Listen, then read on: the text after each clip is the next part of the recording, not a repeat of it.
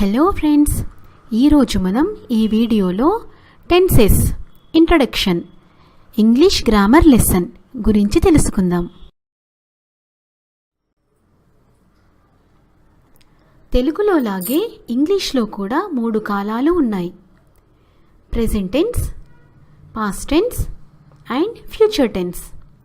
అయితే ప్రతి కాలంలో మళ్ళీ 4 కాలాలు ఉన్నాయి. అవి simple present tense, present continuous tense, present perfect tense, present perfect continuous tense, simple past tense, past continuous tense, past perfect tense, past perfect continuous tense, simple future tense, future continuous tense, future perfect tense, future perfect continuous tense.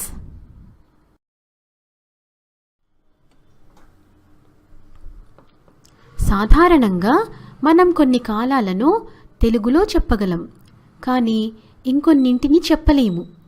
వీటిలో మనం కొన్నింటిని తెలుగులో ప్రత్యేకంగా చెప్పటం కష్టం. ఉదాహరణకు, నేను పుస్తకం చదువుతూ ఉన్నాను. దీనిని ప్రెజెంట్ కంటిన్యూయస్ టెన్స్ అని చెప్పవచ్చు.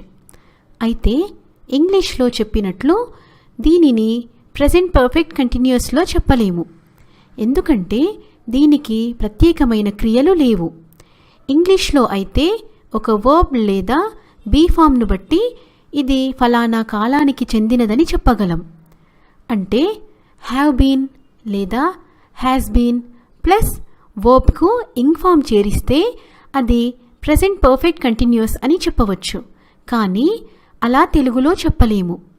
దీనికే కాదు, అన్ని కాలాలకు చెప్పటం అనేది తెలుగులో కష్టం. దీనినే తీసుకుంటే ప్రెజెంట్ పర్ఫెక్ట్ కంటిన్యూయస్ అంటే పాస్ట్లో ఎప్పుడో ఆ చర్య మొదలయ్యి ఉండి వర్తమానంలో కొనసాగుతూ భవిష్యత్తులో కూడా కొంతకాలం కొనసాగుతుందని అర్థం. అయితే దీనిని నేను పుస్తకం చదువుతూ ఉన్నాను అని తప్ప వేరే రకంగా ప్రెజెంట్ పర్ఫెక్ట్ కంటిన్యూయస్ టెన్స్లో చెప్పటానికి తెలుగులో వీల్లేదు. అంటే చదువుతూ అనేది కంటిన్యూయస్ టెన్స్గా తీసుకుంటాం, కానీ ఇంగ్లీష్లో లాగా ఎప్పుడు మొదలైంది, ఎంతకాలం కంటిన్యూ అవుతుంది అనేది చెప్పటం కష్టం. ఇప్పుడు మనం ప్రతి కాలం గురించి వివరంగా తెలుసుకుందాం.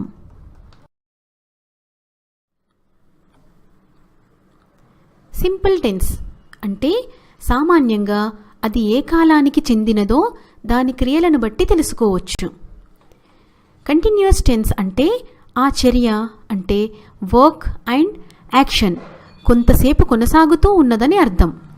ఇది కాలాన్ని బట్టి, అంటే ప్రెజెంట్ కంటిన్యూయస్ టెన్స్ అయితే మాట్లాడుతున్న లేక చెప్తున్న సమయంలో కొంతసేపు కొనసాగుతూ ఉన్నదని, పాస్ట్ కంటిన్యూయస్ టెన్స్ అయితే గతంలో కొంతకాలం జరుగుతూ ఉండేదని, అదే ఫ్యూచర్ కంటిన్యూయస్ టెన్స్ అయితే భవిష్యత్తులో కొంతకాలం జరగబోతూ ఉన్నదని అర్థం.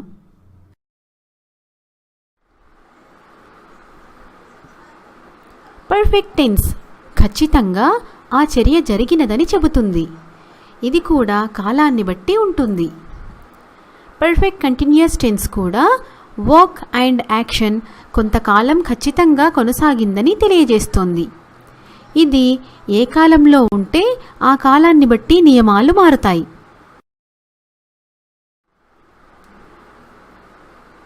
ఇంగ్లీషులో 12 కాలాలు ఉన్నప్పటికీ వాటికి వాడిన వర్బ్స్ను బట్టి, బీ ఫామ్స్ను బట్టి అది ఏ కాలానికి చెందినదనే విషయం మనం సులువుగా చెప్పవచ్చు.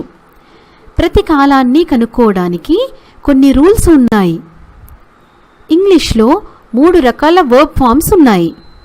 అవి present tense verb form, past tense verb form, past participle form.